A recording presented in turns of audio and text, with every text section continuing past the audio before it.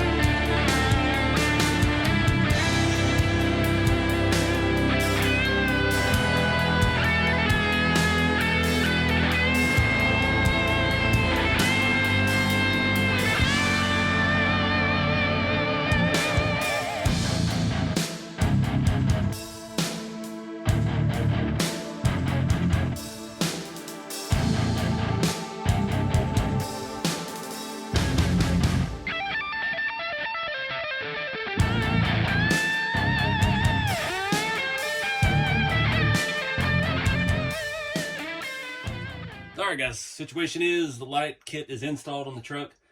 It's fairly straightforward. The bed, you really need to take the bed off completely. I tried to do it without it. I went ahead and took the 8, 16, 20 screws out to remove the bed completely and tidied up the wiring a lot better than it would have been otherwise. I even taped up the front connector so it's a little bit cleaner. Also integrated my servo extension for the trailer adjustable suspension, so that's just in with all that wiring. See, we've got the lights hanging down here for the side markers. I'm hoping I left enough slack on these. Looks like I should. The paint's just about dry on that, so I'm ready to get some patina going, because wiring is not what I love to do at all, but sanding some paint, making some stuff look cool. This is the one for the trailer. It's 14 lights, and this plugs into the back of the truck. I don't know, it doesn't show anywhere on here if there's somewhere cool to put the connector, or you just leave it hanging out the back. I don't know. It'd be cool to have like a thing on the back of the truck where you could just plug in the trailer, but I don't think we have that.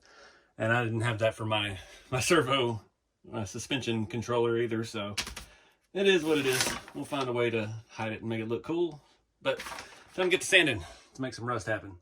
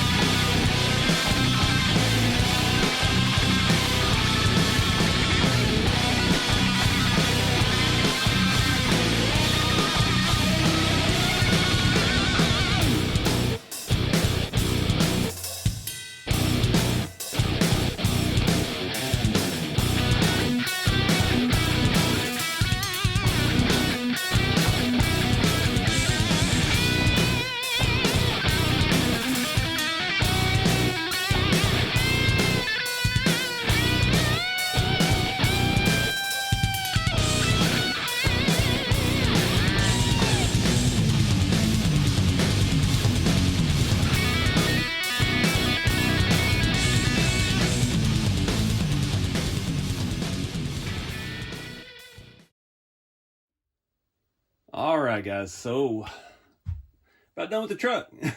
I think this is a good stopping point for this. I haven't decided yet on the trailer what I want to do. Not sure. I mean, obviously we could just paint it the same color and match it, or maybe we could do something different. I don't know.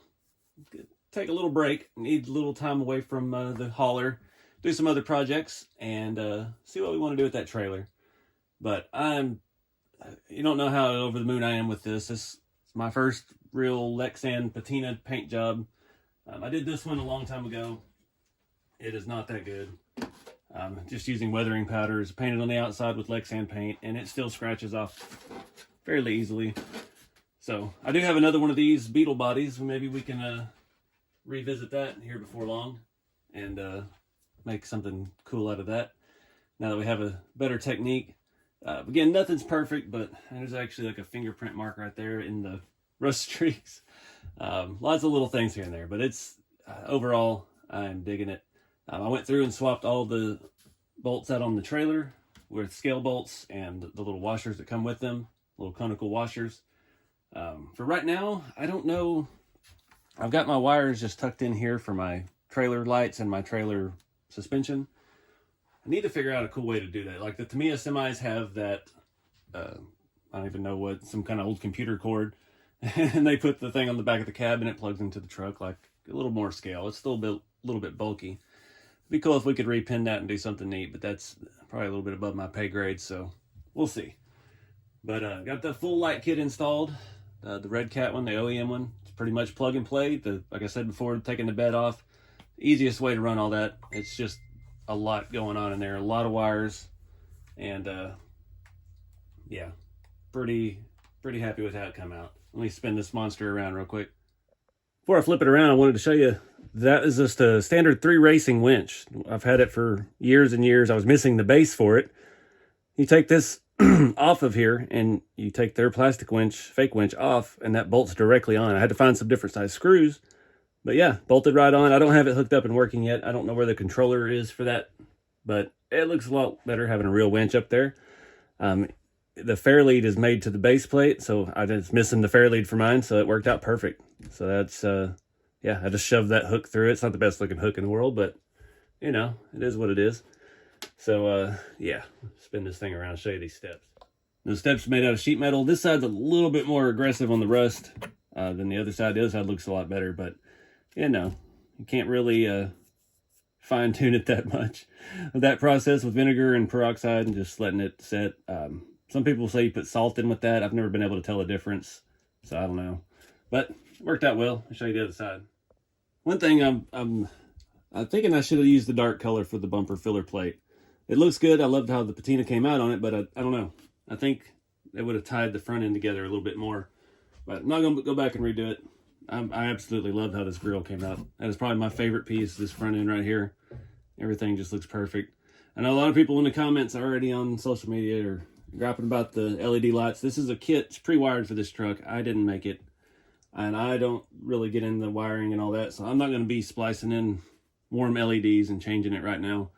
Maybe something we do later, but I get what you're saying. Makes sense. You know, old truck would not have LED lights, but if you think about it, this is a custom hauler. This is something, the patina is the only thing left of the old truck in the field, so you might want LED lights when you're actually cruising on the highway at 80 hauling your rat rod. Just my 2 cents. You can see these steps are a little bit more refined. Not quite as orange in the rusty part, but it's been a lot of work. The bed was actually a lot easier than I thought it would be. Pretty much, I think it was 7 or 8 screws per side, and you're free. Everything's off of it. Yeah, you take this headache rack off. I'd painted that inside and out. You can't see all of the inside, but there's a spot down here, and you can see in there. So just wanted to complete the look. These bed sides do have a bulge out on the side where the tire is, and it's kind of cool. I tried to pronunciate some of that with the sanding. It didn't come out quite like I was envisioning, but it does protrude. It makes it look a little bit better. What else? On the back screw right here, there are 2 washers that go inside the bed that before you put the Lexan panel on. The trailer has those as well. I know some of mine fell out in the trailer and I found them. So when we take it apart to paint it, I'll be putting those back in. just one of those little things. I don't know why. It's just there so you don't over tighten the screw and wrinkle the Lexan basically, so it's not as noticeable. But this has been an awesome journey. Shout out to Redcat for thinking this so far through. They really spent some time. The team there has put together a really nice product. I'm really glad I got to get one early and got to do my take on it, and yeah, bring you guys along for the journey. So I think this is where we're going to wrap it up. I appreciate you guys watching and following along, and be sure to check out Redcat Racing. These trucks should be the next couple days available on the website from when this video will be out. So we're just about there. Hobby shops have got them. I'm starting to see them all over Facebook and Instagram now. So they're getting out there as an awesome hauler. It'll pretty much haul any of your tent scale stuff, like we talked about in the unboxing video. It's a good size. It's massive as can be, but it's just that awe factor of, wow, it's big. It's pretty cool. So anyways, I'm going to quit rambling. Keep it scale, guys. Get out there and do something fun with the hobby. Try new things and have some fun. I'll see y'all in the next video.